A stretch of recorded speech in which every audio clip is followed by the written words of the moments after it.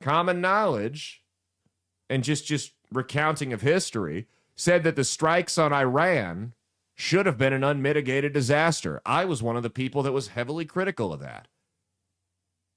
It should have led to, a full-scale war in the Middle East. It didn't. Why are we so quick to write this off? I'm not saying that this is going to be a totally smooth process, but I'm also not saying it's going to be Iraq. I think you've got to look at on a country-by-country basis when you look at holding an election like this. You don't have the element of radical Islam in Venezuela that you did in Iraq. Now, you've got drug cartels, which are another problem, but those guys haven't been armed by, the Russians to the degree that the Afghanistan or that the Taliban were. The Russians and us, by the way. Some of them have been, unfortunately, if you look at the Obama administration, but they're not rolling around with the military-grade equipment to the degree that the Taliban were when you look at the Middle East. So you're not going to see that type of insurgency here.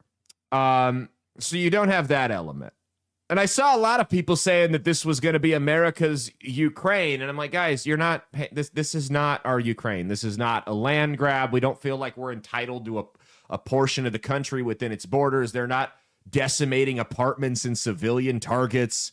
We're not running a full-scale ground invasion. It was Delta Force and some helicopters went in. The bordering countries aren't all these European countries with a lot of money and resources that are going to pool shit into Venezuela. In fact, a lot of people around Venezuela did not like Maduro, a lot of the countries there. So they're kind of happy to see him go. They're a little nervous to see what's next, and they have every right to be, but they're happy to see Maduro go. Also, we got the guy in 3 hours. Putin still hasn't touched Zelenskyy. There's no reason for this. This isn't our Ukraine. I don't think this is Iraq 2.0.